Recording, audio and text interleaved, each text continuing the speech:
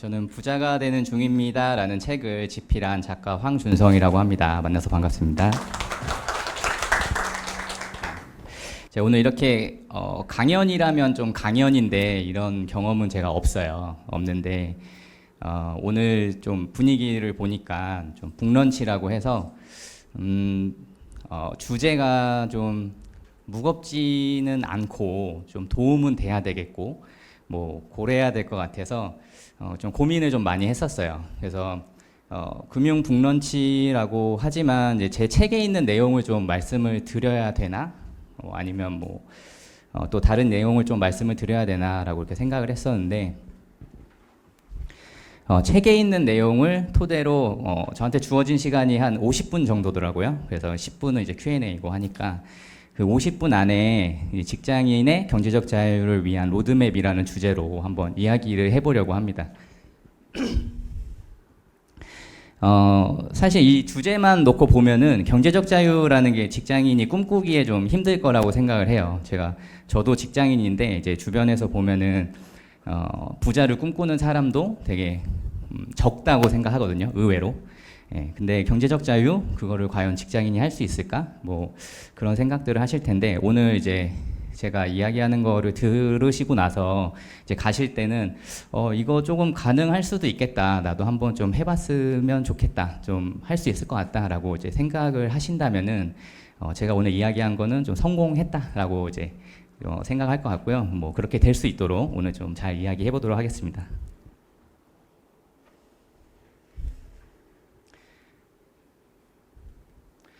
일단은 저에 대해서 이제 잘 모르실 테니까 간단하게 소개할게요. 저는 의료기사예요. 지금 병원에서 방사선사로 근무하고 있고요. 엑스레이 MRI 검사를 하고 있습니다.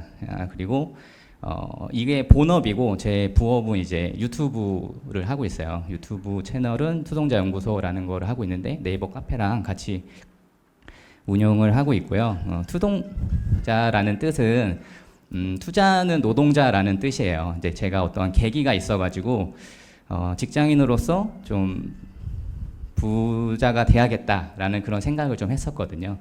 예, 그래서 그렇게 이름을 지었고 그게 이제 우연치 않게 좀 운이 좋아서 그래도 좀 잘 돼서 이렇게 책까지 발간하게 되었습니다. 일단 저는 좀 특이한 이력이 있어요. 제가 음악을 한 15년 정도 했습니다. 20살 때부터 음악을 했었고 1인 기획사를 이제 만들었었고 정규 앨범도 2개 냈었고 지니뮤직이랑 계약도 했었고 뭐 그런 것들 했었어요. 작편곡 했고 믹싱 마스터링 기사로도 좀 했었고요. 독립영화 같은 것도 좀 했었고 예, 그런 것들을 했었는데 결국에는 꽃을 피우지 못했어요. 예, 그 재능으로는 부자가 되지 못했습니다. 이제 결혼하기 전까지 이렇게 했었고 이제 결혼하고 나서 폴딩을 하게 됐어요. 이제 한 15년 정도 붙잡고 있었는데 이게 꽃을 못 피운다 하면은 이거는 재능의 부족함인 것 같다라고 이제 스스로 인정하게 됐고 그렇게 해서 이제 시작을 한 게 재테크 쪽이었어요. 예, 그래서 좀 남들하고는 좀 다른 동기가 있었다고 생각을 해요. 저는 좀 엄청 절실했었고 가장으로서 이걸 책임을 져야겠다라는 생각을 이제 좀 크게 했었습니다. 그리고 제가 멘사인데 이제 멘사 코리아 이거는 이제 그냥 뭐 제가 내세울 게 없어가지고 그냥 넣었습니다. 예. 제가 뭐 좋은 대학을 나온 것도 아니고요. 그냥 평범한 직장인이니까 그냥 넣었습니다. 직장인이 경제적 자유를 얻을 수 있을까? 이게 제 첫 번째 이제 물음이었어요. 부자가 단순히 돼야겠다라는 생각을 처음에 했었고 경제적 자유라는 단어도 모를 때였어요. 모르고 그냥 돈이 많아야겠다. 가족을 책임지려면은 돈이 많아야겠는데 어떻게 하면 될까라는 생각을 했었는데 제가 이제 음악을 지원을 안 받고 했었거든요. 집에 도움을 안 받고 저 혼자 알아서 일을 병행해 가면서 저렇게까지 올라갔었는데 그거를 한 경험을 살려서 좀 게임처럼 생각을 하자라는 생각을 했었어요. 어떤 목표를 게임처럼 생각을 해서 이게 경제적 자유라는 게 너무 큰 목표니까 이거를 세분화해서 내가 할 수 있는 선까지 내려보자라는 게 첫 번째 저의 과제였었습니다. 그걸 다 잘게 쪼갰던 거예요. 그래서 경제적 자유라는 거를 달성하려면은 이게 뭔지 알아야겠죠. 일단은 이게 뭔지를 말씀을 드리면 경제적 자유에 대해서 많은 분들이 자신의 그 해석이 있을 거라고 생각을 해요. 뭐 상황이 전부 다 다를 테니까. 누군가는 뭐 30억이 있으면 경제적 자유지, 뭐 50억이 있으면 이렇게 생각을 할 수도 있는데, 제가 생각하는 거는 금액 액수와 상관이 없이 노동 없는 수입이 지출을 넘어선 상태를 평생 유지하면 이게 경제적 자유라고 생각합니다. 그러니까 내가 뭐 3억이 있든 5억이 있든 내 소비 대비해서 내가 한 달에 낼 수 있는 캐시플로우가 그거보다 지출보다 넘어서는 거를 평생 유지할 수 있으면은 그거는 뭐 경제적 자유라고 생각하고요.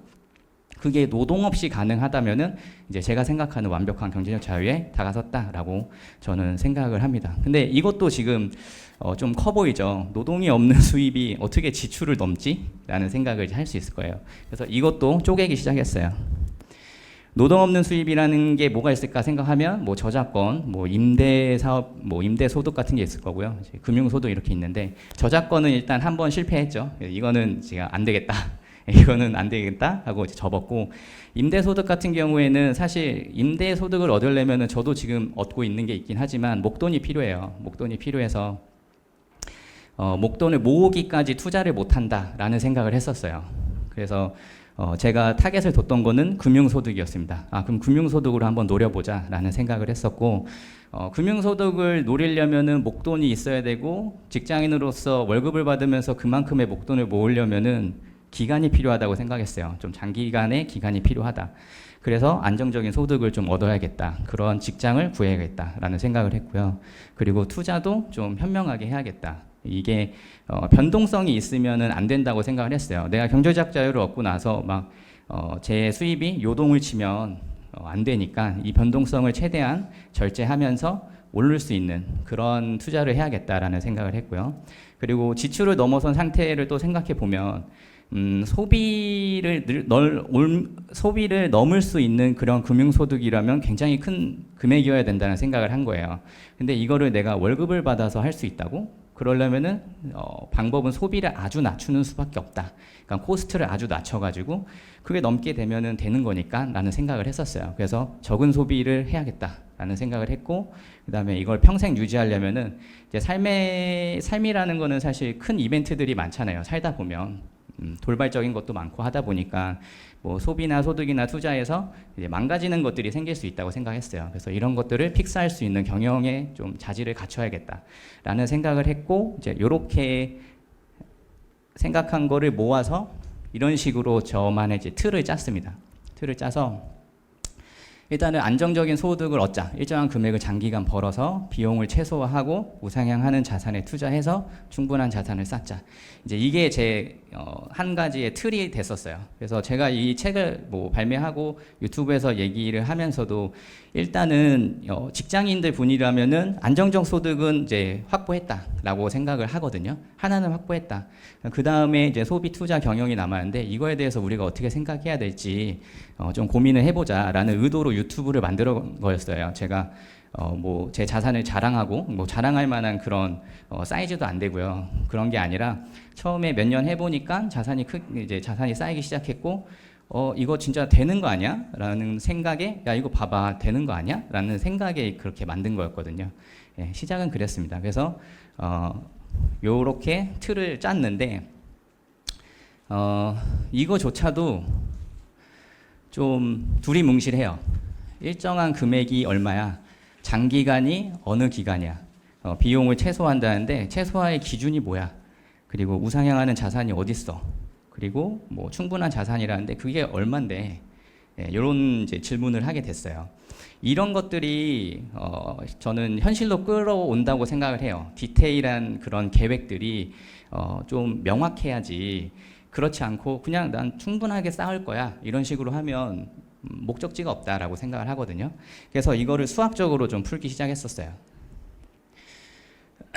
예, 제가 정리한 경제적 자유로 가는 세부 전략인데, 소득은 여러분이 얼마를 벌던 간에 상관이 없어요. 예, 소득 뭐 적건 크건 상관없고 대신 필요한 기간은 10년이다 라고 생각을 하시면 되고요. 소비는 월 현금의 흐름의 36%를 사용한다. 그리고 투자는 월 현금 흐름의 64%를 투자를 한다. 예, 말 잘못했네요. 다시요. 소비는 월 현금 흐름의 36%를 사용을 하고 투자는 월 현금 흐름의 64%를 투자를 하는 거예요. 그게 연수익률 3.8% 자산에 투자를 해서 내가 10년 동안 그렇게 투자를 하면은 연 소비 금액의 2배 이상 얻을 수 있는 금융 자산을 확보하게 됩니다. 이거는 수학적인 거라 뭐 부정을 할 수가 없어요. 이거 계산해 보면은 그 금액이 나오고, 만약에 그런 식으로 금액이 나온다면은 이 자산은 100년 동안 사라지지 않아요. 대신 소비를 내가 뭐 은퇴했다고 해서 나는 이제 은퇴했으니까 돈 더 많이 써야지 이런 게 아니라 지금의 생활 수준에 맞춰서 생각을 하는 거예요. 지금의 생활 수준이 만족한다라고 생각이 든다면은 뭐 내년에 인플레이션이 발생할 테니까 한 3% 정도 그렇게 발생을 한다. 이렇게 생각을 한다면은 10년 후에 제가 사용해야 되는 소비가 지금보다 꽤 많이 늘어나겠죠. 그러니까 그 금액을 감안하더라도 그 갖고 있는 금융자산은 줄어들지 않습니다. 한 100년 정도 가게 돼요. 제가 계산을 한 바로는. 그래서 이렇게 틀을 잡기 시작했어요. 그래서 이거를 저는 888 시스템이라는 이름을 붙이기 시작했어요. 이제 예를 들어서 월급이 300만 원이다. 실수령이죠. 그리고 이거를 원가로 60만 원을 사용하고 잉여금 240만 원이 남겠죠. 거기서 비용으로 48만 원 사용하고, 그러니까 80% 보존, 80% 보존, 8% 투자. 예, 이런 식으로 하는 겁니다. 지금 이게 되냐 안 되냐를 따지는 게 아니에요. 300만 원 받는 사람 원가 60만 원을 어떻게 사용해? 말이 안 돼. 이게 아니라 이러한 숫자의 공식을 생각을 해야 된다는 거예요.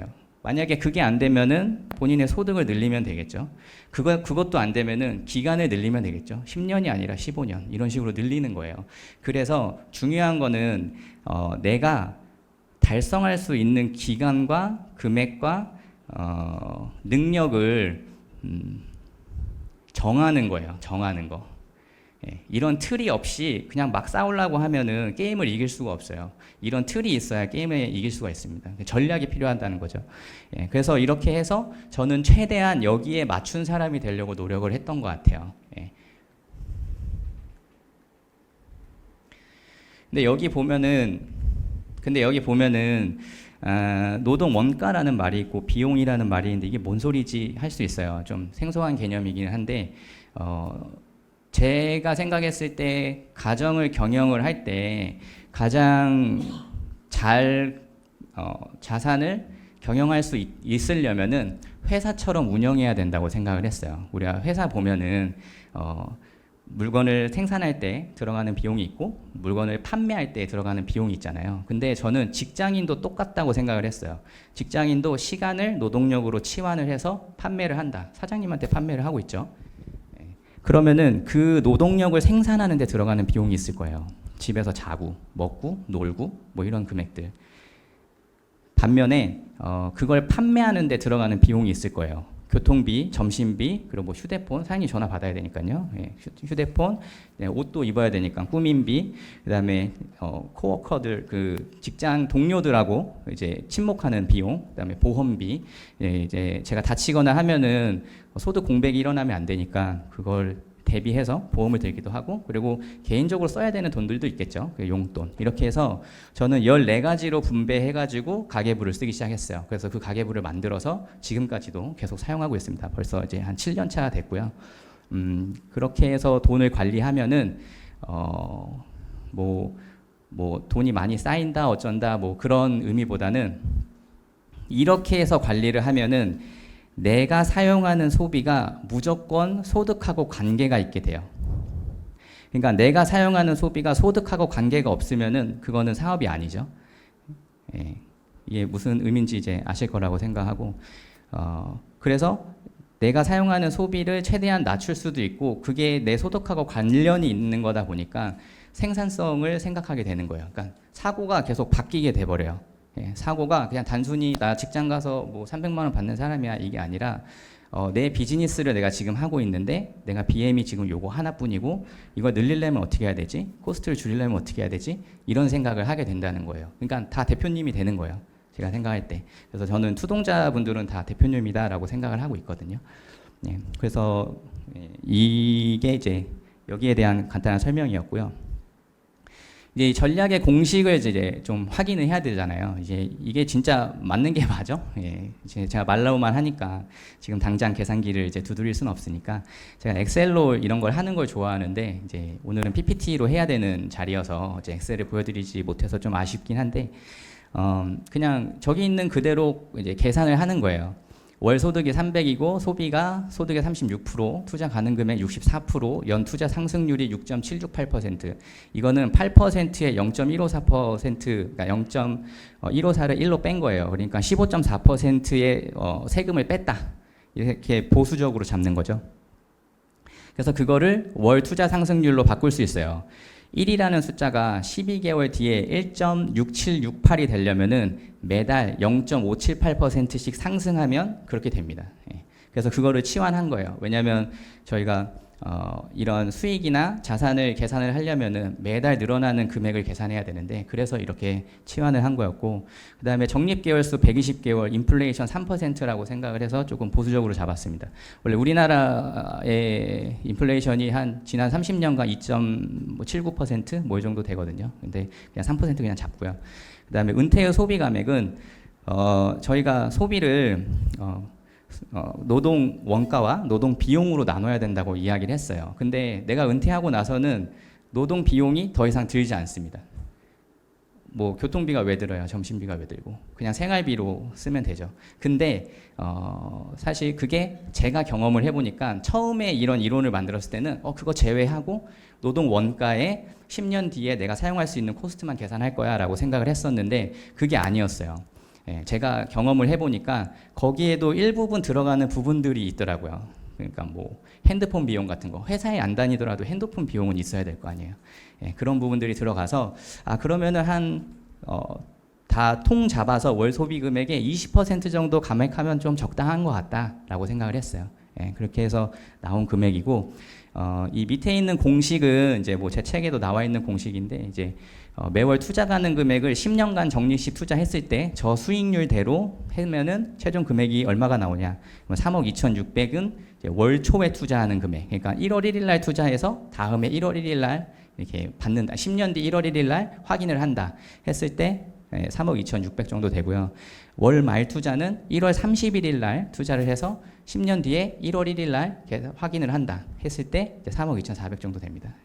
이렇게 192만 원씩 계속 8%가 성장하는 자산에 투자를 하면은 이 정도 금액을 얻게 돼요. 근데 재밌는 거는 이 자산이 사실 제가 봤을 땐 별거 아닌 자산이거든요. 아마 다들 생각하실 거예요. 뭐 3억 정도 뭐 이렇게 생각하실 수 있는데 이분은 경제 자유를 얻으신 분이에요. 이렇게 되면. 왜냐하면 소비 금액이 너무 낮아요. 그래서 제가 이 공식 안에서만 보면은 이분은 경제 자유를 얻으신 분입니다. 그래서 생각보다 나를 절제하면은 경제 자유에 좀 다가갈 수도 있겠네라는 생각을 할 수 있는 거예요. 그래서 이거를 또 이 공식대로 이게 맞아? 라는 이제 생각하실 수 있을 것 같아서 엑셀로 이제 다 손수 계산을 한 거예요. 그래서 회차가 1, 2, 3, 4, 5, 6, 7, 8에서 120개월 그러니까 10년이죠. 해서 계산하면 326, 291, 387 326, 291, 387 이렇게 나오게 됩니다. 그러면은 전략 공식을 갖고서 이제 진짜 해보자라는 거죠. 10년 차까지 내가 만들어서 3억 2,400, 뭐 3억 2,600 얻었어요. 얻고 나서 11년 차가 됐어요. 그러면은 이제 마이너스가 나기 시작하죠. 원금이 16144. 그러니까 돈을 더 넣을 수가 없고 이제 계속 매달 써야 되는 거예요. 매달 써야 되는데 저 계산은 86만 4천 원을 3%씩 상승한다는 가정하에 10년 동안 상승했다 하면은 116만 1,444원이 돼요. 그걸 이제 매달 내가 쓸 거야 라고 해서 계산을 하면은 보면 최종가 월초 투자 뭐 월말 투자 이렇게 써 있는데 그 금액이 계속 늘어나는 걸 볼 수 있어요. 돈을 계속 쓰는데도 계속 늘어나고 있죠. 그래서 요약을 해왔는데 240개월이 됐을 때 그러니까 난 경제자유 얻었어 라고 생각을 하고 10년 뒤에 흘렀을 때의 최종가 월초 투자액은 4억입니다. 그리고 더 10년이 지났을 때 4억 7천, 또 10년이 지났을 때 5억 이렇게 계속 늘어나게 돼요. 그러다가 어느 특정 시점에 가게 되면은 줄어들게 됩니다. 예, 10년이 그 다음 10년 지났을 때 4억 1천, 그 다음에 720개월 됐을 때 4,600만 원밖에 남지 않게 돼요. 그리고 월말 투자를 한 거는 마이너스가 나게 됩니다. 예, 그러니까 내가 오늘부터 지금 여기 나가서부터 시작을 할 거야 라고 생각해서 10년 동안 돈 모으고 50년 동안 쓰면은 뭐 좀 모자르게 돼요. 그래서 여길 나가서 60년 뒤에 저를 보실 수 있는 분, 저도 이제 못 뵐 것 같은데 저는 좀 자신이 없거든요. 100살까지 살 자신이 없어서 예, 그렇게 되게 됩니다.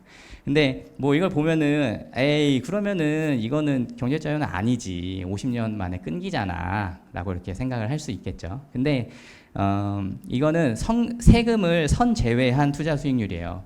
제가 처음에 말했던 거는 8%였어요. 세전 8%. 세전 8%로 계속 올린 다음에 내가 그걸 찾았을 때는 그 금액만큼만 세금을 내면 돼요. 근데 지금 계산을 보면은 연투자 상승률이 6.768로 돼 있어요. 그러니까 미리 떼버린 거예요. 예. 그러니까 굉장히 보수적으로 잡았다라고 생각을 할 수 있는 거죠. 예. 물론 또 가다 보면은 금투세가 있을 수도 있고 2천만 원까지 뭐 여러 가지 상황이 발생하겠죠. 근데 그런 것들은 뭐 그때 가봐야 아는 거고 뭐 세제적인 그런 정책이 어떻게 바뀔지 모르니까 거기에 대응을 하면 되는 겁니다. 근데 전략이 없으면은 두드려 맞을 수밖에 없을 거예요. 예, 그리고 국민연금 여기 지금 포함되어 있지 않죠. 상속도 포함되어 있지 않고요. 지금 다 자산이 빵원이 나는 그런 가정하에요. 한 푼도 없는 분들이 여기 지금 다 앉아 계신 거죠. 예, 그럴 가능성은 좀 전 적다고 생각하거든요. 예, 그리고 10년 동안 월급이 동결됐다라고 가정을 한 거예요. 그러니까 10년 동안 192만 원씩 계속 이제 투자를 했다라는 거잖아요. 근데 10년 전에 한번 생각을 해보세요. 예, 얼마를 저축을 하셨는지.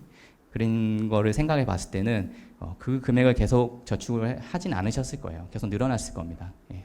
임금이 늘어날 테니까요. 그래서 그런 것들이 좀 보수적으로 잡힌 거라 좀 유의미한 결과를 가져올 수 있다라고 저는 생각을 하고 있고 주장을 하고 있습니다. 그러면은 이제 이쯤 들으면은 이제 많은 의문들이 생길 거라고 생각해요. 네, 저도 그런 의문이 들었고 제가 이런 이론을 만들면서 생겼던 거는 일단은 저는 절실했고 제가 이거를 뜬구름 잡는 거를 하면 안 된다라는 생각을 했어요. 그리고 수학적으로 증명을 할 수 있어야 된다라고 생각을 했고 그렇게 가능하다면은 난 이걸 충분히 보여줄 수 있을 거다라는 생각을 했었습니다. 그래서 이런 질문들을 오히려 저한테 더 독하게 했던 것 같아요. 한 달에 200 하나씩 보면은 한 달에 250만 원 버는데 36%면 90만 원이야. 한 달을 어떻게 살아? 말이 돼? 이렇게 생각할 수 있어요. 그러면은 뭐 오케이, 말이 안 될 수도 있어. 그럼 본인한테 충분한 소비는 얼마인가 생각을 하는 거예요. 그래서 그게 수입의 36% 이상이라면은 10년 이상이 걸릴 거예요. 당연하겠죠? 혹은 너무 적으면은 나 200만 원 써. 근데 어떻게 그게 가능해? 하면 그분은 아마 불가능할 겁니다. 예. 그래서 소비를 줄일 수 없다면은 소득이나 수익률이나 기간을 늘려야 가능하다는 거예요. 그러니까 이 네 가지가 서로 엉켜 있어요. 맞물려 있어가지고 내 능력이 뭐가 떨어지면 뭐를 올려야 되고 뭐가 올라가 있으면 조금 더 떨어뜨려야 됩니다. 난 소득을 좀 잘 벌어 라면은 소비가 좀 늘어나도 될 거예요. 그리고 궁극적으로 알아야 될 거는 적게 벌고 많이 쓰면서 얻을 수 있는 자유는 없어요. 그건 허상입니다. 그래서 수학적으로 자신의 전략을 꼭 점검해야 되고 그렇게 한 단계씩 나아간다면은 저는 될 거라고 믿고 있습니다. 두 번째는 연 8%의 수익률을 꾸준히 낼 수 있는 투자가 뭐냐 이거예요. 과거의 수익이 미래를 보장하지는 않지만 우상향하는 자산은 존재해요. 미국 인덱스 펀드 같은 거 많이들 아시는 뭐 S&P 500이죠. 그리고 금의 CAGR은 지난 20년간 10% 이상이었어요. 그러니까 CAGR이라는 게 이제 복합 영성장률이라고 하잖아요. 매년 몇 %씩 성장했냐. 최종가와 최초가를 비교했을 때 이게 매년 몇 %씩 성장했냐를 봤을 때 SPY 뭐 그거는 특정 ETF니까 S&P 500과 금은 10% 이상이었습니다. 그러니까 그런 것들의 팽창이 저는 멈추지 않을 거라고 생각하고 이 수익률이 가다 보면 떨어질 수 있어요. 떨어질 수 있어서 저는 자산 배분을 하고 있습니다. 그래서 주식과 채권과 금과 현금의 자산 배분을 하고 있고요. 부동산 조금 갖고 있고요. 채권도 국내 회사채, 회사한테 돈을 빌려주고 있고요. 그다음에 뭐 해외 채권도 갖고 있고요. 그렇게 해서 좀 가치 있는 것들을 다 사고 있어요. 그래서 그런 것들을 가치 있는 것들을 다 사면은 뭐가 좋냐면은 일단 제가 가지고 있는 모든 돈을 다 투자할 수 있어요. 만약에 내가 10억을 투자해야 된다. 뭐 운이 좋아서 어떻게 해가지고 10억을 만들었다. 근데 그거를 투자해야 된다. 주식에 할래, 금에 할래, 뭐 채권에 할래 하면은 한 가지에다 다 몰빵하기가 쉽지가 않습니다. 그렇다고 해서 현금을 갖고 있겠다. 뭐 파킹 통장에 갖고 있겠다. 하면은 수익률이 너무 낮으니까요. 그러니까 변동성과 수익률 사이에서 또 줄타기를 해야 된다는 거예요. 근데 전략을 갖고 있으면은 충분히 혼자 핸들링 할 수 있겠죠. 그래서 자산 배분이 좋고 여기에 더불어서 절세 계좌를 이용해서 최대한 수익률을 극대화하고 있어요. 예. 뭐 ISA, 뭐 연금저축펀드, 그다음에 퇴직연금, 뭐 DC 계좌, 그다음에 뭐 저율과세, 상호금융에서 있는 그런 계좌들 다 가지고 있습니다. 그걸로 다 투자를 하고 있어요. 그게 세금적으로 큰 이득이 있어가지고 그렇게 해서 한다면은 약간 수익률을 극대화할 수 있습니다. 그다음에 마지막으로 모든 잉여금을 지금 금융 투자한다는 거네. 매달 192만 원씩 계속 받겠다는 건데 그러면 이거 집 언제 살래? 이렇게 생각을 할 수 있어요. 저도 집을 자가를 갖고 있지만 필요할 때 사요. 그냥 필요할 때 사고 기간을 늘리면 됩니다. 예. 이거를 고민할 수 있으면 이미 그분은 어느 정도 성공했다고 봐요. 예. 집을 언제 살까? 내가 지금 이걸 투자를 할까? 집을 살까? 이 고민을 하고 있다는 것 자체가 이미 좀 성공했다는 방증이 아닐까 싶습니다. 네, 이제 여기까지가 이제 1부 끝났어요. 네, 이제 여기까지가 1부고 제가 시간이 모자랄까봐 좀 빨리 했는데 이제 나머지 이제 2부 이제 바로 들어갈게요. 이제 저는 어느 정도 목표를 세웠다고 생각을 해요. 지금까지 말씀드린 게 내가 이 전략이 있고 이러한 숫자가 있고 여기에 부합하는 사람이 돼야겠다. 라는 생각을 했으면은 이제 본격적으로 게임에 들어가야 될 거 아니에요. 그거를 어떻게 실행에 옮길까? 어떻게 현실로 가져올까? 그럼 이 게임의 처음에 룰을 봐야 돼요. 룰. 예. 게임의 룰은 환경적인 룰과 플레이어의 룰이 있습니다. 환경적인 룰은 하나씩 읽어보면 자본주의 시장은 신용 기반 경제 체제예요. 예. 이거는 부정할 수 없는 부분입니다. 신용 기반의 경제 체제면은 빚을 활용해서 그렇게 투자를 하고 우리는 성장을 합니다. 기업들도 그렇고 개인도 그렇고 투자를 할 때 빚을 무조건 내죠. 그 다음에 경제 성장을 위해 국가는 화폐를 계속 공급해야 돼요. 이렇게 신용이 팽창하면은 계속 화폐를 공급할 수밖에 없어요. 화폐가 부족할 테니까요. 그러면은 화폐 공급이 늘어날 거고 화폐 가치가 시간이 지날수록 떨어질 겁니다. 그러면 물가는 계속 시간이 지날수록 상승하겠죠. 결론적으로 돈의 구매력이 시간이 지날수록 하락합니다. 그러니까 20년 전 짜장면의 가격과 지금의 짜장면의 가격이 다르고 그 구매력이 굉장히 떨어진 거를 느끼실 수 있을 거예요.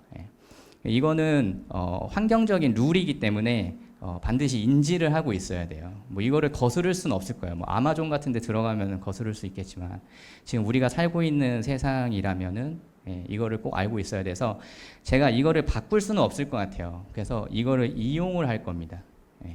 환경적인 룰은 이용을 하자. 그 다음에 플레이어적인 룰은 일단 플레이어는 평범한 직장인이에요. 여기 다 이거라고 생각을 하고 있고요. 그다음에 벌 수 있는 돈의 한계가 존재합니다. 당연하겠죠. 우리가 24시간 받아서 9 to 6 일을 하는데 한 명한테만 그걸 팔고 있으니 한계가 있을 수밖에 없어요. 그리고 정년은 65세에서 70세이다. 지금 그렇다는 거예요. 나중에 이제 늘어날 수도 있겠죠. 그리고 지금도 뭐 70세 넘어서도 이제 일하시는 분들 많으니까 뭐 딱 그 룰이라고 볼 수는 없지만 보편적으로 이렇게 구성되어 있다라는 거고요. 그리고 기본은 1인 플레이어예요. 우리 태어난 건 다 혼자 태어나잖아요. 이렇게 되고 기대 여명은 대략 20에서 70년이에요. 지금 이거 듣고 계시는 분들이 만약에 30대라면은 한 70년 정도 남았다라고 이렇게 생각하고요.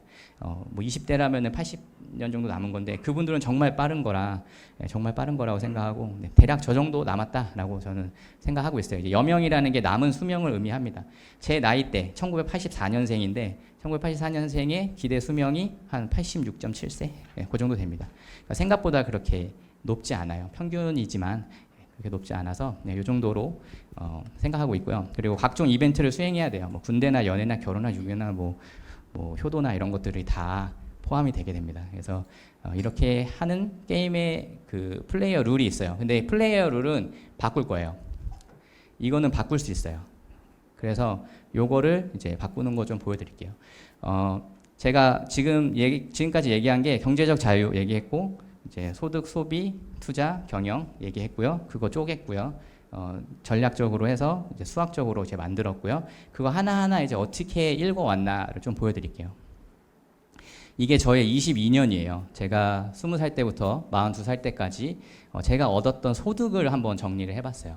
그래서 중간에 어떠한 이벤트도 있고요. 예, 뭐 군대에도 입대하고 의료기사 자격증도 취득하고 뭐 연애도 시작해서 결혼하고 첫째 얻고 둘째 얻고 뭐 이렇게 됐었는데 제가 이걸 보여드리는 이유가 저도 그냥 평범한 직장이었다라는 거를 이제 좀 말씀드리고 싶었던 거예요. 아무것도 아니에요. 보면은 책방 알바 시급 2,000원 받고 했고 뭐 도계장 이제 닭 잡는 데라고 보시면 되는데 거기서도 한번 일해봤었고요.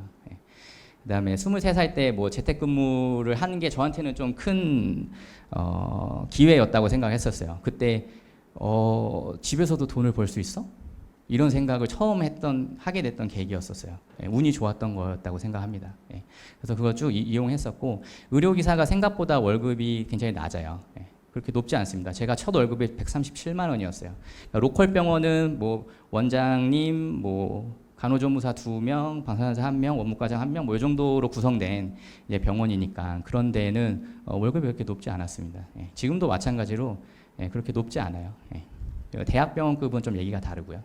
근데 저는 이제 음악에 뭔가 꿈이 있었기 때문에 공부를 소홀히 했고 그렇게 해서 저렇게 첫 직장이 137만 원. 그래서 그렇게 해서 계속 소득을 좀 늘려야겠네, 뭐 소비를 줄여야겠네 이런 생각을 그냥 감으로만 하면서 이렇게 쭉 왔었어요. 그래서 본격적으로 자산이 좀 많이 늘어난 거는 결혼을 하고 나서 본격적인 재테크에 들어가고 맞벌이를 하고 나서부터입니다.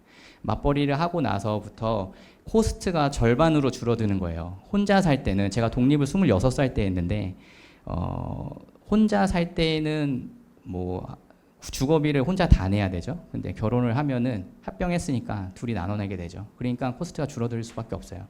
그렇게 해서 이제 그 과정에서 저는 또 저 나름대로 좀 하려고 노력을 했고 이제 계속 자산이 늘어나서 이제 41살에 이제 9평이라고 하죠. 32평 아파트 들어갔고 이제 오피스텔 2개 갖고 있고요. 하나는 월세 받고 있고 출판도 하고 아이도 둘 갖게 되고 이제 얼마 전에 첫 차를 샀습니다. 예, 외제차를 샀는데 제가 42살에 처음 샀어요. 예, 첫 차예요. 그게 제 X5 샀는데 예, 그 BMW 이제 좀 이 정도 했으면은 좀 이거를 좀 즐겨보고 싶다. 지금 아니면 못하겠다 생각해서 샀어요. 그러니까 저는 약간 사파인 것 같아요. 정파는 아닌 거죠. 예. 왜냐하면 재테크 하시는 분들 다 그런 얘기 하잖아요. 외제차 사면 망합니다. 막 그런 얘기 하거든요. 근데 완곡히 전략을 갖고 있으면은 핸들링 할 수 있습니다. 본인이. 그래서 이 얘기를 말씀드리는 게 뭐 자랑을 하려는 게 아니라 이거 이렇게 한다고 해서 막 지질이 궁상으로 막 돈 안 쓰고 라면 맨날 먹고 막 이러면서 이제 키워 나가자는 말이 아니라는 걸 좀 강조하고 싶은 거예요. 예, 그래서 핸들링 충분히 가능합니다. 예, 그래서 지금 보면은 안정적인 소득을 이제 룰을 좀 바꿨다라는 거를 보여드리기 위해서 이렇게 준비를 했는데 플레이어는 평범한 직장인이래요. 아닌데요. 저는 자산을 회사라고 생각하고 있습니다. 전 제 자신을 회사라고 생각하고 있어요. 예, 그래서 항상 BM을 탐색합니다. 그러니까 비즈니스 모델이 뭐가 있을까? 이걸 항상 생각하고 있고요. 수익과 이익으로 생각을 하고 있고요. 제가 쓰는 코스트를 판관비라고 생각을 하고 있어요. 이게 맞지 않으면은 저는 소비를 줄여야 될 거예요. 그렇게 생각을 하고 있고 벌 수 있는 돈에 한계가 존재한다. 아니요. 저는 온라인으로 부업을 하고 있습니다. 예, 지금도 계속 할 수 있다고 생각하고 온라인으로 부업을 하면은 판관비가 최저가 돼요. 어디 갈 일도 없고 에너지도 이제 소모가 덜하게 되고요. 언제든지 할 수 있는 거니까요. 그다음에 정년이 65세에서 70세다. 뭐 이것도 아니에요. 그냥 영원한 먹거리가 없다는 생각으로 계속 탐색을 하고 있습니다. 그리고 기본은 1인 플레이어다. 아니요, 저는 결혼을 했어요. 그래서 우리는 한명 회사를 만들었어요. 이제 한명 회사라는 거는 이제 구성원들이 무한 책임을 지는 회사를 의미해요. 이제 빼박 없다는 거죠. 이제 둘이 책임을 져야 된다. 예. 그래서 맞벌이를 해서 이 룰을 깬 거예요. 이 룰을 깨면은 올라갈 수 있다라는 생각을 했고요. 기대 여명이 대략 20에서 70년이다라고 생각하니까 이거는 제가 없앨 수는 없는 거예요. 수명이니까 없앨 수는 없지만 이걸 대비해서 그러면 10년 이상 일할 수 있는 그런 곳을 찾자. 아까 10년 정도의 기간이 필요하다고 했으니까 그 정도의 기간을 찾자. 네.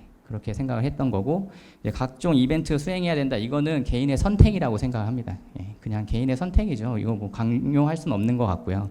예, 그래서 이 위에 있는 게 와 너무 어렵다. 소득을 얻기 위해서 이런 것들까지 생각을 해야 돼? 라는 생각을 한다면은 제가 말씀드리고 싶은 거는 아니요, 안 해도 돼요. 예. 이걸 하면은 좀 더 유리한 위치에 있다는 거지. 지금 요게 안 되더라도 그냥 지금 직장인이면은 오케이입니다. 예. 직장인이시라면은 오케이라는 거 좀 말씀드리고 싶어요. 그다음에 두 번째로 합리적인 소비에 대해서 조금 디테일하게 가보면은 이제 아까 노동 원가와 비용을 분리했잖아요. 그래서 이거를 어떻게 하면 줄일 수 있을까를 고민 많이 했고, 하나씩 간단하게 말씀드리면 주거비 같은 경우에는 정부 지원 저율 대출이 많아요. 예, 버팀목 전세자금 대출이라든지 뭐 그런 것들이 굉장히 저이율로 이제 빌려주는 것들이 있거든요. 그래서 저도 이제 그런 걸 이용해서 집을 사고 했는데 이율이 제가 지금 갖고 있는 게 2.1%입니다. 2.1%. 2.1%면은 파킹 통장보다도 더 낮은 거죠. 그러니까 대출을 풀로 안 받을 이유가 없죠. 그 돈 받아서 제가 그 돈을 현금으로 갖고 있어도 대출을 받겠죠. 그래도 그냥 예금으로만 돌려도 이득이라고 생각하니까요. 심지어 그 돈을 나중에 갚는 거예요. 30년 뒤에. 30년 뒤에 만약에 그 돈의 가치가 얼마가 될까요? 예. 그러니까 안 받을 이유가 필요 없고, 이게 아까 얘기했던 그 환경의 룰을 이용하는 거예요. 예. 환경의 룰을 이용해서 대출을 내가 일으켜야겠다 하면은 일으켜서 이득을 얻을 수 있으면 할 수 있는 거죠. 그리고 생활비 같은 경우에는 저는 신용카드 씁니다. 체크카드 안 써요. 그러니까 이것도 약간 사파 같은 거죠. 보통 재테크 하시는 분들은 막 체크카드 쓰세요, 신용카드 자르세요 이렇게 하시는데, 신용카드는 신용공여일이라는 게 있어요. 그러니까 제가 오늘 끌고도 45일 뒤에 현금으로 갚으면 됩니다. 45일 동안에 자금을 확보할 수 있는 거예요. 그 기간 동안 이자를 받을 수 있겠죠. 그게 50년 동안이라고 생각을 해보세요. 거기에 대한 이득이 있을 겁니다. 그리고 신용카드의 그런 혜택들도 있으니까요. 예, 저는 철저하게 신용카드만 사용을 합니다. 만약에 신용카드는 절제가 안 되잖아요. 이렇게 얘기하신 분이 있으면 뭐 그러면은 교통사고 날 것 같으니까 자동차 운전하지 마세요라고 좀 똑같다고 생각해요. 예, 저는 그렇게 생각합니다. 그리고 지역화폐 활용하고 있어요. 지역화폐 이제 뭔지 아시죠? 뭐 경기도 지역화폐 뭐 이런 것들. 예, 그런 거 사용하면은 7%에서 10% 이득이 있으니까 배달 음식을 시키더라도 꼭 그런 게 포함된 그런 데에서만 시키려고 노력을 하고 있고요. 여기 적진 않았는데 어떤 물건들을 다 대량으로 구매를 하는 경향이 있어요. 제가 가계부를 다 쓰다 보니까 저희가 어느 정도 기간 동안 물건을 사용할지가 통계로 다 나와요. 그러니까 이때쯤이면 뭐 2년치를 한 번에 사도 되겠다.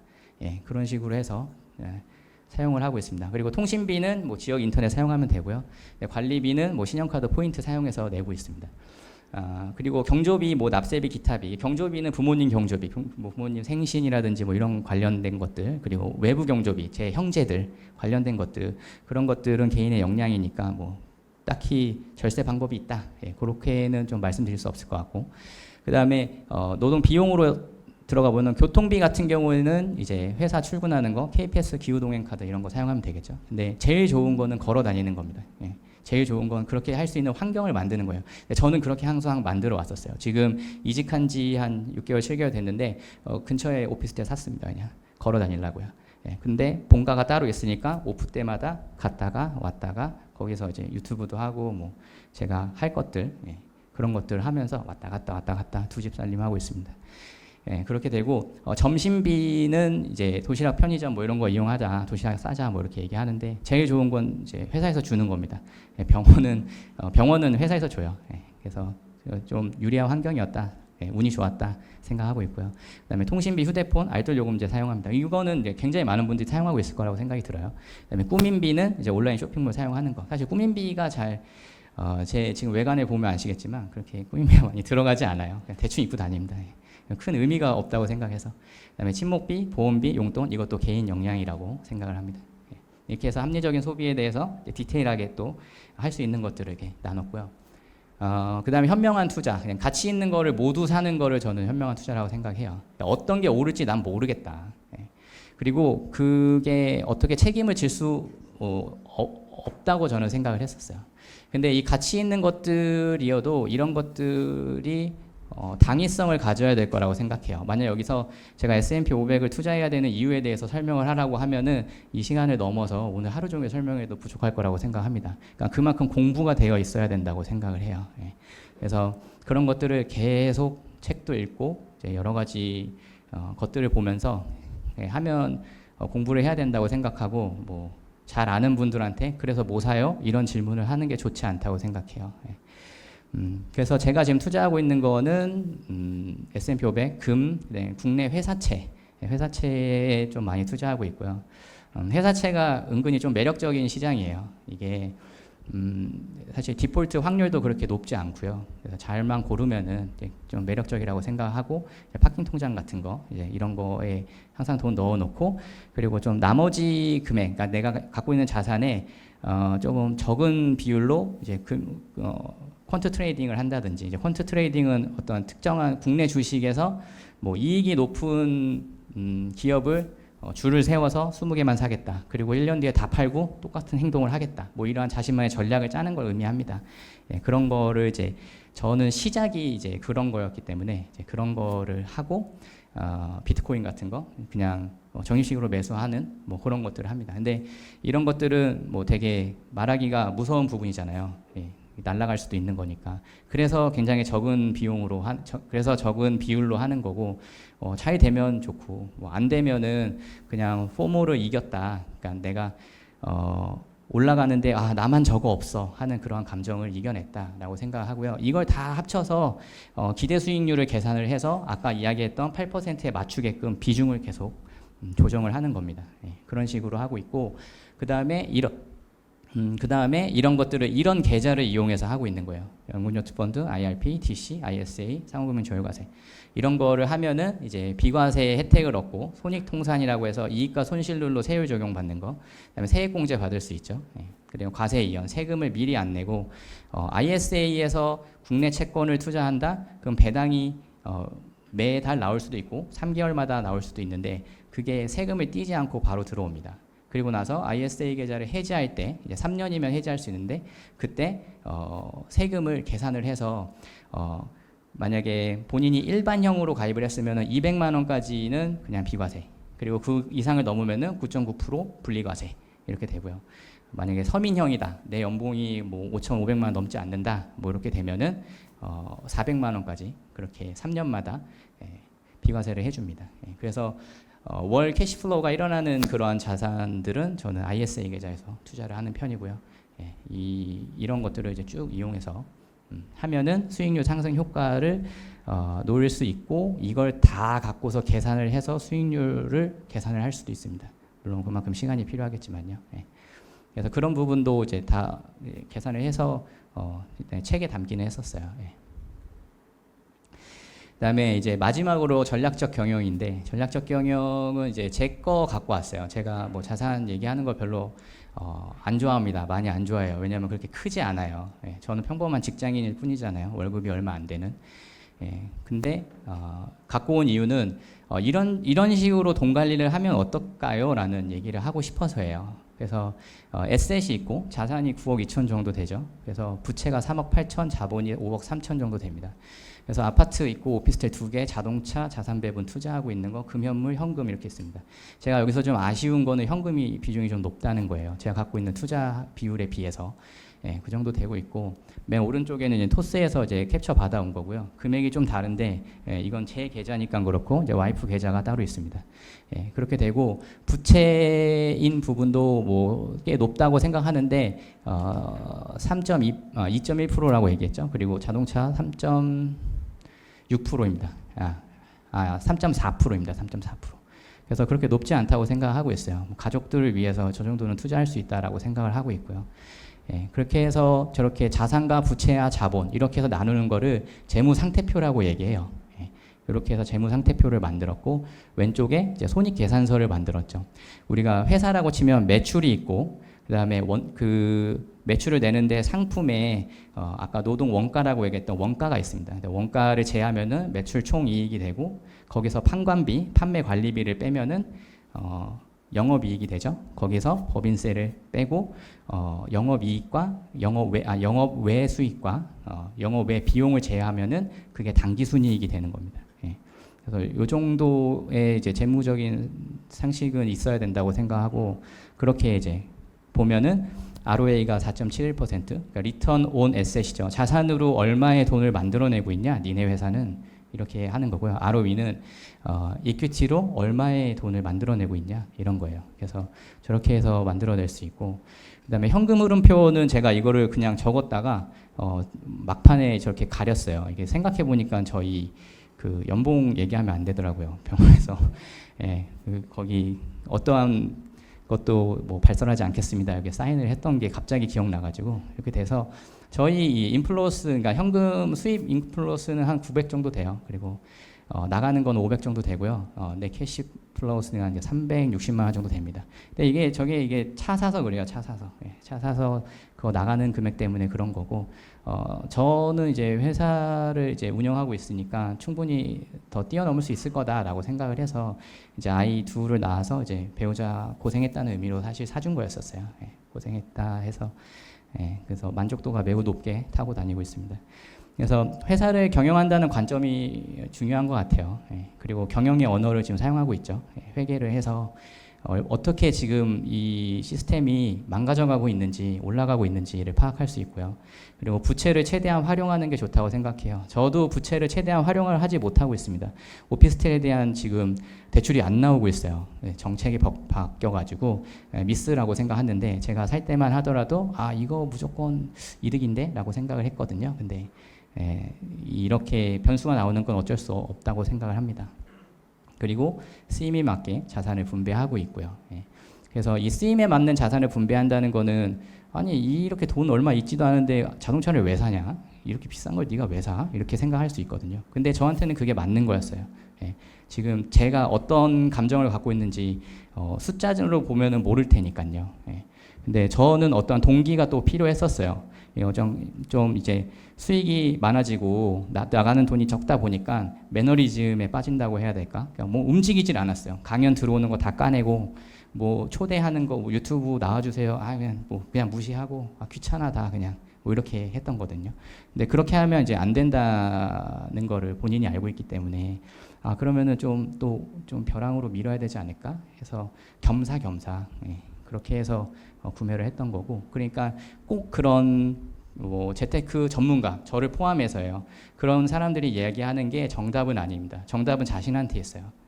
그냥 참고만 하고 이 틀을 갖다 쓰는 거지 뭐 그 사람이 이렇게 하라고 해서 이렇게 해야 되고 그런 건 아니라고 저는 생각해요. 저도 그렇게 성장했다고 생각합니다. 그래서 이런 식으로 저는 가계부를 쓰고 7년 이상 사용하고 있어요. 어디에 돈을 사용하고 이게 소비분류, 대분류, 뭐 소비분류해서 소비 방법으로 뭘 쓰고 있고, 이 계정이라는 게 내부 회사가 와이프와 제가 만든 회사, 그러니까 우리 가정으로 나가는 돈, 본인이 그다음에 배우자 거는 스트레스를 받더라고요. 이거 써 이렇게 하면은 그러니까 안 써도 돼. 그냥 너가 필요한 노동 비용을 그냥 줄게. 어떻게 쓰든 뭐라고 안 할게. 그 항목만 말해줘. 친목비 얼마야? 꾸민비 얼마야? 용돈 얼마면 돼? 뭐 그렇게 해서 그렇게 그냥 띄워주고 그냥 알아서 하세요. 그리고 시간이 지날수록 모자른다면은 협의를 통해서 또 올려주고 이렇게 하고 있습니다. 그래서 이렇게 가계부를 작성을 하고, 이 밑에 보면은 뭐 손익계산서, 로드맵 설계, 현금흐름, 보유자산, 수입지출 이런 것들을 다 통해서 다 연동이 되게끔 만들었었어요. 그래서 이렇게 사용을 하고 있고, 여기까지 이제 말씀드리면은 또 하나 의문이 드는 게, 그러면은 지금 보니까 비용이 너무 많아. 버는 거에 비해서 너도 888 시스템 못 하는 것 같은데? 이렇게 생각할 수 있거든요. 맞아요. 저 못하고 있어요. 888 시스템 못하고 있고, 그 시스템을 안에서 놀려곤 하는데 저도 그걸 지키는 게 굉장히 어렵다고 생각해요. 그러니까 직장인이 그렇게 시스템을 그대로 지키는 건 정말 어렵습니다. 근데 방법은 있어요. 미래연금흐름 계산기라는 걸 만들어서 내가 부족해? 그러면은 얼마의 시간 동안 더 필요해? 라는 거를 계산을 할 수 있다는 거예요. 그래서 이렇게 제 나이와 뭐 나갈 금액 어떻게 계산해서 다 계산하고, 물가 상승에 영향을 받는 소비, 영향을 받지 않는 소비, 기간 한정 소비 이런 것들을 다 계산을 할 수 있습니다. 그러니까 뭐 대출 같은 게 언제 끝날 거야 뭐 이런 것들을 다 계산해서 대략적으로 이런 식으로 계산을 해가지고 이 그래프가 우상향을 하고 있으면 돼 라는 생각으로 그렇게 경영을 하고 있고요. 이런 것들을 매년 매 분기 매달 체크를 합니다. 계속 체크를 해서 왜냐하면 상황은 계속 변할 수 있으니까요. 예. 그렇게 해서 체크를 해서 저는 경제적 자유를 얻지 못했지만 부자가 되는 중이고요. 그렇게 해서 거기에 대한 것들을 이제 책에 담아서 이제 발간을 했던 겁니다. 그래서 오늘 이제 좀 이게 23페이지인데 와다다다다다 얘기해가지고 좀 이해가 안 되시는 시간이었을 것 같기도 한데요. 이미 50분이 다 지나가가지고요. 이제 Q&A 받겠습니다. Q&A. 혹시 질문? 네.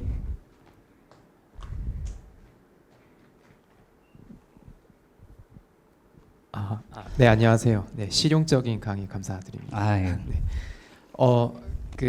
이제 자산을 여러 가지를 투자하셔가지고 예상 수익률을 이제 고려해서 이렇게 계산을 하시는데 네네. 혹시 거기에서 가지고 계신 부동산도 포함을 하셔가지고 예상 수익률을 계산하시는지가 궁금하고요. 네. 네, 그리고 만약에 부동산 같은 경우는 그 수익률과 안전성으로 봤을 때 조금 비슷하게 여길 수 있는 금융 자산이 있을까 또 그게 궁금하세요. 첫 번째 질문은 저는 그 부동산을 수익률로 치지 않아요. 치지 않고 여기에다가 이 미래연금 흐름 계산기에도 제가 자산이 제가 갖고 있는 그 주택의 자산이 소멸한다고 생각을 하고 있습니다. 첫 번째는 그거고요. 오피스텔 두 개 중에 하나는 월세를 받고 있으니까 캐시플로우를 발생하고 있으니까 그거는 수익률이라고 생각을 해요. 하나는 제가 어떤 소득을 만들어내려고 유튜브도 하고 회사도 가까우니까 다니고 하는데 사용에 의해서 쓰여지고 있는 거니까 이게 뭐 어떻게 올라갈지 모르고 그리고 오피스텔은 시세 상승이 그렇게 높지 않아요. 높지 않아서 아예 없을 수도 있고 정말 그냥 소멸될 수도 있습니다. 그래서 그렇게 생각하고 있고요. 그렇게 생각하는 이유가 아니 아파트를 왜 그렇게 생각해? 라고 생각하는 이유가 첫 번째는 보수적으로 잡기 위해서고요. 두 번째는 제가 있는 곳이 파주예요. 파주. 저기 파주에 있어서 거기에 이제 장모님이 사시고 처형이 사시고 거기 신축 아파트를 산 거였었어요. 아이가 있으면은 같이 기르면 좋겠다. 와이프의 정신 건강에 좋겠다라는 생각을 해서 이제 거기서 하기 때문에 그 지점이 시세 상승이 클 거다라는 생각으로 산 건 아니었거든요. 그래서 그냥 쓰고 나서 뭐 소멸하면 어쩔 수 없지라는 생각으로 했고 더 벌면 되지라는 생각을 좀 했었고요. 두 번째 질문 뭐였죠? 아파트도 수익이 생기고 이런 자산이라고 생각을 했다면 네. 이제 아파트랑 좀 가장 비슷한 금융자산이라는 그러니까 자산 배분에 대한 질문인 것 같은데 제가 자산 배분을 하는 이유가 서로 상관관계가 적기 때문에 이제 하는 거거든요. 이제 주식이란 그냥 S&P 500이랑 금이랑 상관관계가 적으니 얘가 오를 때 얜 떨어지고 얘가 오를 때 얜 떨어지고 하더라도 그 수익을 계속 유지해 줄 거다라는 생각으로 이제 하는 거였는데 부동산하고 이제 그런 상충되는 자산이 뭐가 있을까라고 생각하면 뭐 리츠나 뭐 이런 것들이 있겠죠. 근데 저는 애초에 부동산 투자는 이제 하지 않습니다. 애초에 그런 걸 하지 않는 사람이기 때문에 이제 뭐 거기에 대응해서 자산 배분을 해야겠다라는 필요성을 못 느끼고 있어요. 그래서 거기에 그걸 대체할 수 있는 그런 자산은 뭐가 있을까라는 거는 별로 생각을 하고 있지는 않게 투자를 하고 있습니다. 네. 또 다른 질문 있으신가요? 한 5분 정도 남았는데. 네. 투자하시는 거 보니까 채권에 투자를 하시는데 보통 네. 투자하시는 분들 보면 채권보다는 사실 그냥 주식이나 뭐 이런 네. 그 ETF 이런 쪽으로 많이 가는데 네. 채권 같은 경우는 금리하고도 또 연관관계가 있기 때문에 사실 그렇게 선호하는 것 같진 않은데 그쪽에 투자하시는 이유가 또 딱히 있으신지? 일단 ISA 계좌를 이용할 수 있다는 게 가장 컸고요. 그리고 현금 흐름을 만들 수 있다는 거가 좀 컸었어요. 저는 현금 흐름을 이제 매달 따박따박 만들 수 있고 그거를 어떠한 기회로 또 사용할 수 있다라고 생각을 해서 그런 부분이 있었고 이거를 계산을 해봤을 때 생각보다 물론 그 금리의 영향은 충분히 받습니다. 금리의 영향을 많이 받아서 제가 전체적인 포트폴리오를 계산을 했을 때 수익률이 떨어진다, 얘 때문에 떨어진다라고 하면은 그 부분을 매도하고 뭔가 다른 자산으로 넘어가야겠죠. 그 숫자를 맞추기 위해서. 근데 지금은 그러지 않아도 되는 시기라고 생각을 하고 있고요. 그리고 이게 계산을 해보면은 생각보다 디폴트 확률이 낮다는 걸 좀 알게 됐었어요. 예, 공부를 하면서. 그리고 생각보다 좀 수익률이 높다라는 생각도 했고, 그 변동성에 비해서, 그러니까 리스크 프리미엄을 조금 생각보다 많이 주네라는 생각을 했었습니다. 예.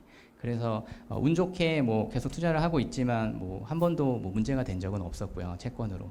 네, 뭐 그것도 지금까지의 얘기겠죠. 나중에 또 어떻게 될지 모르지만 이제 그런 부분이 발생한다면은 충분히 핸들링할 수 있는 능력이 있다라고 저는 이제 생각을 하고 있어서 그렇게 투자를 하고 있습니다. 네. 네.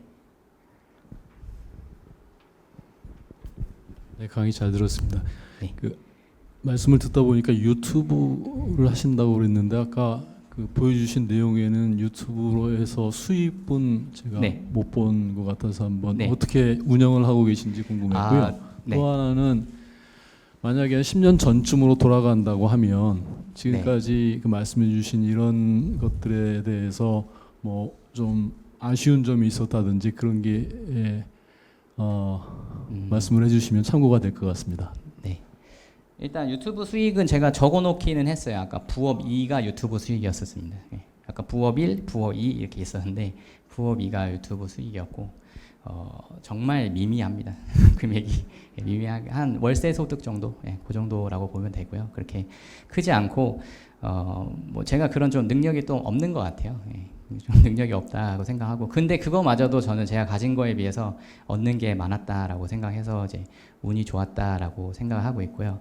10년 전으로 돌아가서 만약에 이 행동을 또 할 거냐면은 저는 하겠다, 일단은 하겠다였고, 좀 아쉬운 점이 있다면은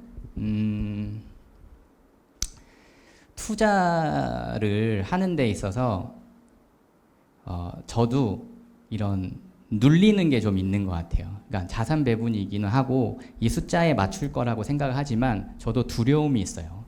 그래서 이게 이상하게 현금 자산을 계속 쌓아 놓으려고 하는 이상한 그런 성향이 있습니다. 예. 그래서 저는 그런 생각이 직장인들이 다 있을 거라고 생각해요. 저만 좀 특이한 건 아니라고 생각하거든요. 근데 그거를 어떻게 이겨내느냐인데 그 부분을 이겨내려고 굉장히 많은 책을 읽고 공부를 했지만 저도 완벽하게 그거를 이겨내지는 못했다. 이게 좀 아쉬운 부분입니다. 예, 그때 좀 더 공격적으로 투자하고 정말 내가 짠 대로 네가 믿고서 이거를 했으면 어땠을까라는 생각을 하거든요. 근데 그때는 되는 중이어서 야 이거 되는 거 맞아? 나만 이런 거 아닌가? 막 이런 생각을 했거든요. 그러면서 유튜브를 만들면서 이렇게 읽어왔던 거라 뭐 이렇게 확신을 이게 할 수가 있는 상황이 아니었었어요. 그래서 10년 전으로 돌아가면은 확실하게 투자를 하겠다. 예, 뭔가 그랬으면은 자산이 훨씬 더 크지 않았을까라고 생각을 하고 가장 정말 정말 아쉬운 거는 비트코인에 투자를 안 했던 게 왜냐하면 제가 이제 투자를 처음 시작한 게 비트코인이었어요. 사실은. 예. 첫 시작이 20살 때 중반 때 주식을 처음 하긴 했지만 본격적으로 하자 하는 건 2017년에 비트코인이었습니다. 그때도 의심이 많아서 비트코인을 계속 사서 뭐 상승을 보자라는 게 아니라 아비트라지를 했었어요. 그러니까 무위험 차익 거래를 했었습니다. 여기서 사서 해외에 팔고 다시 사서 비싸게 팔고 이거를 막 반복을 해서 제가 아까 뭐 시간이 좀 없어서 말씀 못 드렸는데 아까 보면은 그 음반을 냈을 때 그동안 번 걸 다 까먹었거든요. 예, 완전 꼬라박았었는데 그걸로 다 만회해서 결혼을 했었습니다. 예. 예, 그렇기 때문에 저는 좀 의심이 많은 투자자였다. 근데 좀 의심 좀 줄였으면 좋았겠다 이런 생각 해봅니다. 예, 1시간이 다 돼가지고요. 예, 오늘 저는 이제 여기까지고요. 예, 뭐 앞으로 좀 이런 재테크나 이런 거 하시면서 좀 희망을 좀 잃지 않았으면 좋겠어요. 그리고 이게 막 말도 안 되게 너무 뜬구름 잡는 그런 정보들이 지금 세상에 너무 많다고 생각하거든요. 그래서 그런 것들을 좀 가릴 수 있는 능력을 키우시면 언젠가 빛을 보지 않을까 뭐 이렇게 생각을 합니다. 예, 지금까지 작가 황준성이었습니다. 감사합니다.